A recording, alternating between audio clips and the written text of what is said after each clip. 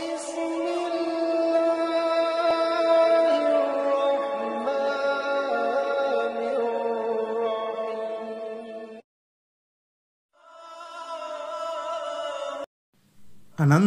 కరుణామయుడు అపార కృపాశీలుడు అయిన అల్లాహ్ పేరుతో ప్రారంభిస్తున్నాను.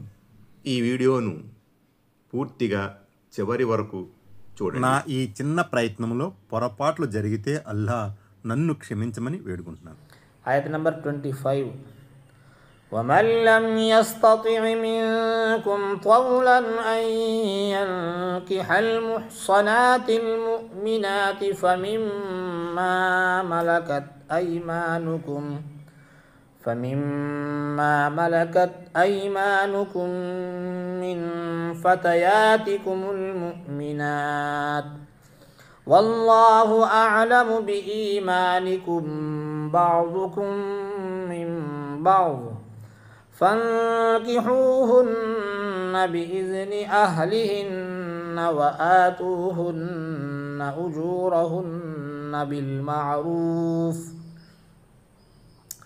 بالمعروف محصنات غير مصافحات ولا متخذات أخدان فإذا أحصن فإن أتين بفاحشة فعليهن نصف ما على المحصنات من العذاب ذلك لمن خشي العنة منكم وأن تصبروا خير لكم వల్లాహు గఫూరుర్ రహీమ్. ఆయత్ నంబర్ 25.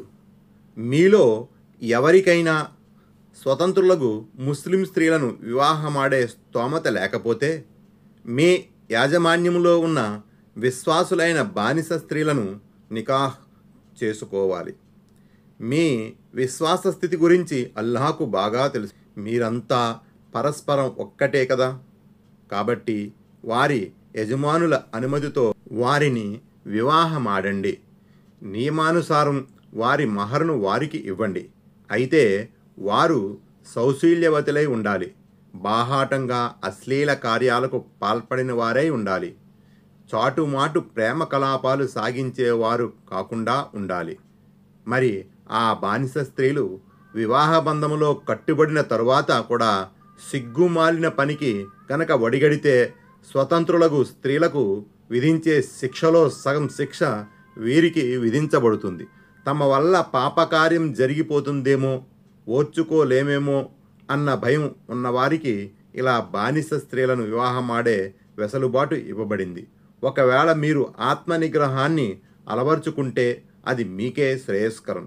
అల్లాహ్ అమితంగా క్షమించేవాడు, అపారంగా కనికరించేవాడును. 42. దీన్ని బట్టి బోధపడేదేమంటే బానిస స్త్రీల యజమానియే వారి సంరక్షకుడు కూడా. అతని అనుమతి పొందకుండా ఏ బానిస స్త్రీని కూడా ఎవరూ వివాహం ఆడజాలరు. అలాగే బానిస పురుషుడు కూడా తన యజమాని అనుమతి పొందకుండా ఎవరినీ నికాహ్ చేసుకోలేడు. 43. అంటే బానిస స్త్రీ కనుక అక్రమ సంబంధం పెట్టుకుందని నిరూపితమైతే శిక్షగా ఆమెకు 100 కొరడా దెబ్బలు బదులు అందులో సగం 50 కొరడా దెబ్బలే కొట్టబడతాయి. అంటే వీరికి శిలాశిక్ష లేదన్నమాట. ఎందుకంటే శిలాశిక్ష సగం విధించడం సాధ్యపడదు. అవివాహిత బానిస స్త్రీకు మందలింపు శిక్ష విధించబడుతుంది. మరిన్ని వివరాల కోసం తఫ్సీర్ ఇబ్నే కసీర్ని చూడండి. 44. అంటే తమ యవన శక్తిని, కామవాంఛను అదుపులో ఉంచుకోలేమనుకున్న పేదవారికి ఈ విధంగా బానిస స్త్రీలను మనువాడే రాయితీ కల్పించబడింది. ఎందుకంటే వారికి ఈ సౌలభ్యం కూడా లేకపోతే వారు పెడదారి తీసే ప్రమాదం ఉంది.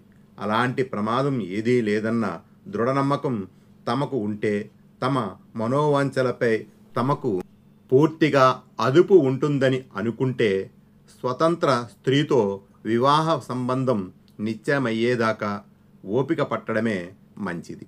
ఆయత్ నంబర్ 26. يريد الله ليبين لكم ويهديكم سنن الذين من قبلكم ويتوب عليكم والله عليم حكيم. ఆయత నంబర్ 26. అల్లాహ్ మీకు ధర్మాలను విడమర్చి చెప్పాలని, మీ పూర్వీకుల్లోని సజ్జనుల మార్గంపై మిమ్మల్ని నడిపించాలని, మీ పశ్చాత్తాపాన్ని ఆమోదించాలని అభిలషిస్తున్నాడు. అల్లాహ్ సర్వము తెలిసినవాడు, వివేక సంపన్నుడు. ఆయత నంబర్ 27. والله يريد أن يتوب عليكم ويريد الذين يتبعون الشهوات أن تميلوا ميلا عظيما. ఆయత నంబర్ 27. అల్లాహ్ మీ పశ్చాత్తాపాన్ని అంగీకరించాలని కోరుతున్నాడు. కానీ తమ మనోవాంఛలను అనుసరిస్తున్న వారు మాత్రము మీరు దైవ మార్గం నుంచి పెడదారి తీసి చాలా దూరం వెళ్ళిపోవాలని కోరుకుంటున్నారు. 45. అంతమీలు అంటే రుజుమార్గాన్ని వీడి మిథ్యాభావాల వైపు మొగ్గిపోవాలని, మార్గభ్రష్టులైపోవాలని కాంక్షిస్తున్నారని భావం. ఆయత నంబర్ 28. يريد الله أن يخفف عنكم وخلق الإنسان ضعيفا. ఆయత నంబర్ 28. మీ పైన ఉన్న బరువును తగ్గించాలన్నది అల్లాహ్ అభిలాష. ఎందుకంటే మానవుడు బలహీనుడిగా పుట్టించబడ్డాడు. 46. ఈ బలహీనత మూలంగా మనిషి పాపాలకు ఒడిగట్టే ప్రమాదం ఎక్కువగా పొంచి ఉంటుంది. అందుకే అల్లాహ్ అతని కొరకు వీలైనన్ని సౌలభ్యాలను సమకూర్చాడు. స్తోమత లేని వారికి బానిస స్త్రీలను వివాహమాడే రాయితీ కల్పించబడడం కూడా వాటిలో ఒక సౌలభ్యమే. మరికొంతమంది ఈ బలహీనతను స్త్రీల విషయంలో బలహీనతగా భావించారు. పురుషునిలో ఈ బలహీనత కారణంగానే ఆడవారు వారిని ఇట్టే వల్లో వేసుకుంటూ ఉంటారు. ఆయత నంబర్ 29. يا أيها الذين آمنوا لا تأكلوا أموالكم بينكم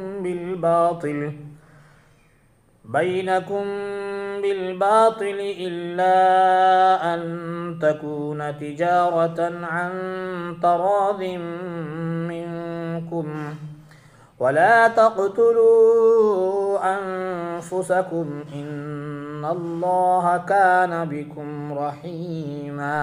ఆయత నంబర్ 29. ఓ విశ్వసించిన వారలారా, వండకరి సొమ్మును అధర్మంగా తినకండి. అయితే పరస్పర అంగీకారంతో జరిగే క్రయ విక్రయాల ద్వారా లభించే దానిని తినవచ్చు. మిమ్మల్ని మీరు చంపుకోకండి. నిస్సందేహంగా అల్లాహ్ మీపై అమితమైన దయగలవాడు. 47. అధర్మంగా తినడమంటే దగ, మోసం, వంచన, నమ్మక ద్రోహం, కల్తీ వంటి దుశ్చేష్టలకు పాల్పడటం. ఇవిగాక షరియత్ వారించిన ఏ అక్రమ పద్ధతిని వర్తకంలో అవలంబించిన అది అధర్మం కిందకే వస్తుంది. ఉదాహరణకు జూదం, వడ్డీ తీసుకోవడం, కొలతల్లో తూనికల్లో తగ్గించి ఇవ్వడం ఇత్యాదివి. అలాగే నిషేధించబడిన వస్తువుల క్రయ విక్రయాలు జరపడం కూడా అధర్మం కిందకే వస్తుంది. ఉదాహరణకు షరియత్ అనుమతించే అవసరం ఏదీ లేకుండా photography, radio, TV, VCR, video ఫిల్ములు, అశ్లీలాన్ని ప్రేరేపించే క్యాసెట్లు మొదలైనవి. వీటిని నిర్మించడం, అమ్మడం, మరమ్మతు చేయడం అన్నీ అధర్మం. 48. ఈ లావాదేవీలు, క్రయ విక్రయాలు కూడా ధర్మసమ్మతమైన వస్తువులతో జరగాలన్నది షరతు. ఇరు వర్గాల మధ్య అంగీకారంతో జరిగినప్పటికీ ఆ లావాదేవీలు అధర్మ వస్తువులకు సంబంధించినవైతే ఆ మొత్తం వర్తకమే అధర్మం అయిపోతుంది.